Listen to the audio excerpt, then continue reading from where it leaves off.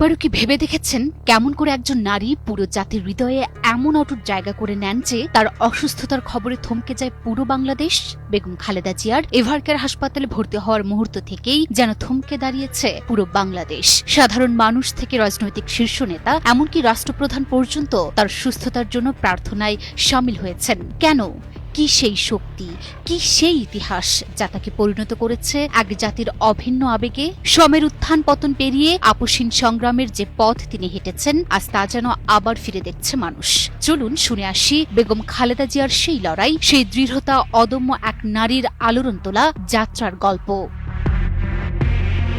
বাংলাদেশের রাজনীতির দীর্ঘ ইতিহাসে কিছু নাম উজ্জ্বল নক্ষত্রের মতো জ্বলজ্বল করে, তেমনই এক অনন্য উপস্থিতি বেগম খালেদা জিয়া। দিনাজপুরের ছোট্ট শহরে ১৯৪৫ সালের ১৫ আগস্ট জন্ম নেন খালেদা খানম পুতুল, যিনি ১৯৬০ সালে তৎকালীন সেনা কর্মকর্তা জিয়াউর রহমানকে বিবাহ করে হয়ে যান বেগম খালেদা জিয়া। তিনি সময়ের স্রোতে ভেসে সাধারণ পরিবারের এক কিশোরী থেকে পরিণত হয়েছেন দেশের প্রথম নারী প্রধানমন্ত্রী এবং জাতীয় রাজনীতির অগ্রগামী নায়কে।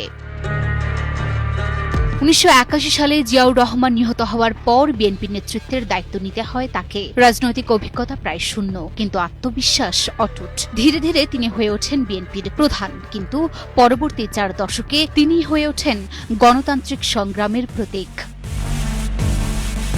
১৯৮২ সালের ৩রা জানুয়ারি রাজনীতির অঙ্গনে প্রবেশ করেই মাত্র ২ বছরের মধ্যে তিনি হয়ে ওঠেন পূর্ণাঙ্গ চেয়ারপারসন, এবং তিনি এরশাদের সশস্ত্র স্বৈর শাসনের বিরুদ্ধে বিরোধী শক্তিকে একত্রিত করার অমোঘ ক্ষমতা দেখান। খালেদা জিয়ার নেতৃত্বে গঠিত ৭ দলীয় ঐক্যজোট পরবর্তীতে এরশাদ বিরোধী আন্দোলনের মূল চালিকা শক্তি হিসেবে আবির্ভূত হয়। বারবার গ্রেপ্তার হলেও তার আপসীন ধৈর্য এবং দৃঢ় নেতৃত্ব তাকে আপসীন নেত্রী হিসেবে ইতিহাসের পাতায় চিরস্থায়ী করে রাখে।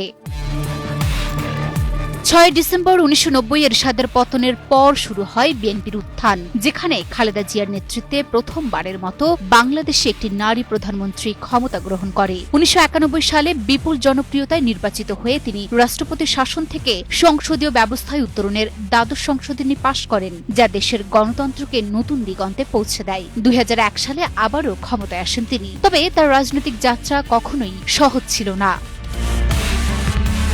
২০০৬ সালের রাজনৈতিক অচলাবস্থা থেকে শুরু করে ২০০৭ সালের ১/১১ সেনা সমর্থিত তত্ত্বাবধায়ক সরকারের সময় তাকে দীর্ঘদিন কারাগারের কোলে বন্দী থাকতে হয়।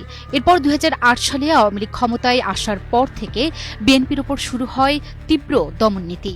২০১৮ সালের ভয়ঙ্কর বছরটি খালেদা জিয়ার জন্য বিশেষভাবে কঠিন হয়ে পড়ে। জিয়া অরফানেজ ট্রাস্ট ও জিয়া চ্যারিটেবল ট্রাস্ট মামলায় যাবজ্জীবন বন্দী থাকার মতো সাজা ঘোষণা হয়। তবে ২০২৪ সালের ৫ আগস্ট স্বৈরাচারী সরকারের পতনের পর রাজনৈতিক পরিবর্তনের ঝড়ে দেশ জুড়ে নতুন সময়ের সূচনা হয়। এই দীর্ঘ সময় তার রাজনৈতিক জীবন ছিল সংগ্রাম, কারাবাস এবং গৃহবন্দিতে ভরা। কিন্তু খালেদা জিয়ার যে রাজনৈতিক পরিচয়, তা হল আপসীন গণতান্ত্রিক নেতৃত্ব। তিনি কখনোই ক্ষমতাসীন দলের সঙ্গে আপোষ করে নিজের রাজনৈতিক অবস্থান পরিবর্তন করেননি।